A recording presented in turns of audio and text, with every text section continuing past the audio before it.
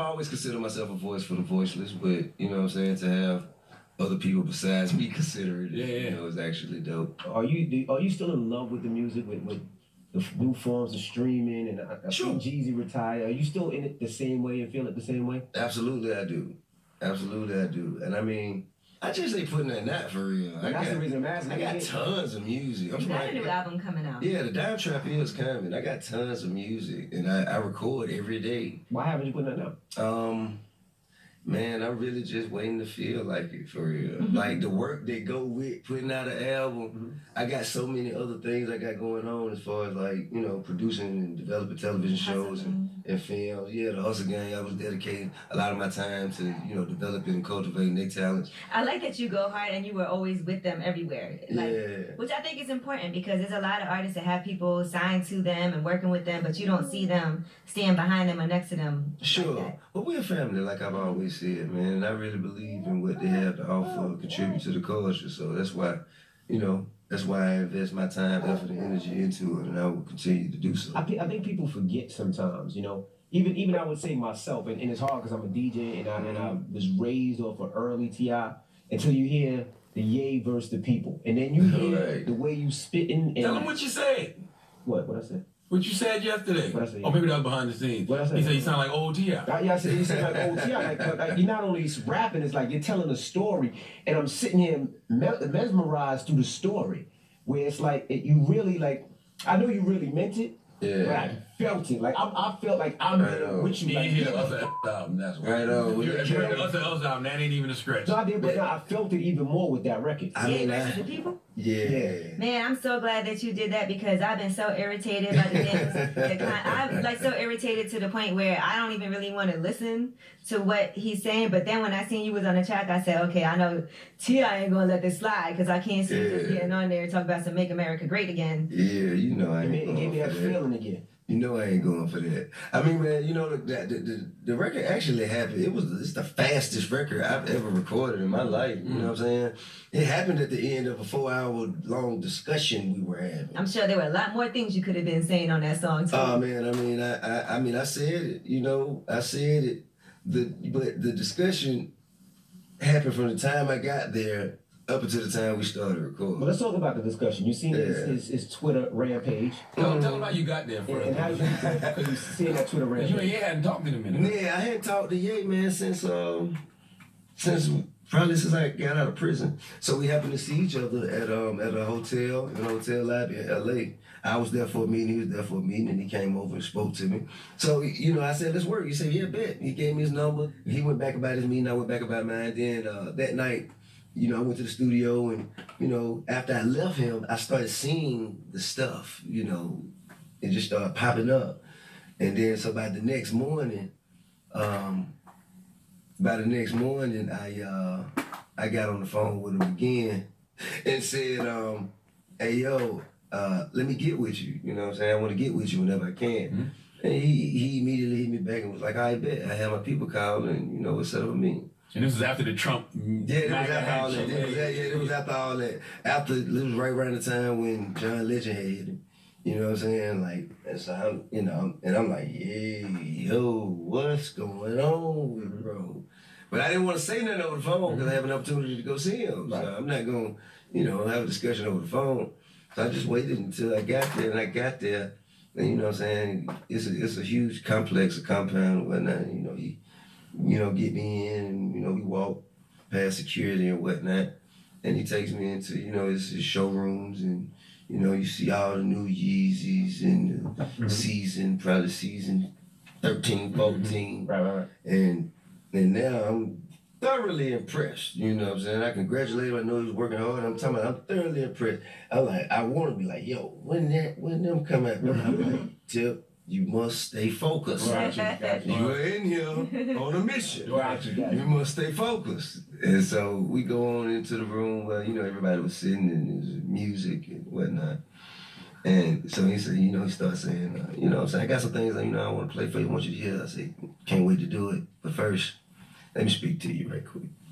So we stepped outside, we had a discussion, and that's when I was just like, yo, you know, what's up, man? I'm sure you have, you know, a very logical explanation to all of this. Like, what's happening? What's the punchline? And you give him the benefit of the doubt because it's Kanye. Like, Yeah, I'm like, what's going on? Yeah. I'm sure you got something that's gonna make all this make sense in my head. I just got to hear it. Right. So let's hear it. Go. Let's go. And he say, man, just being a free thinker, man. What do you think about? Oh, go ahead. And I'm like, huh? What do you mean?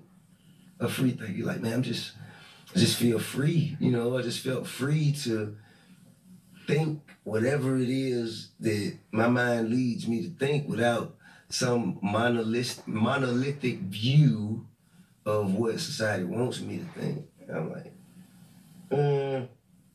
what's up with the hat, bro? Right.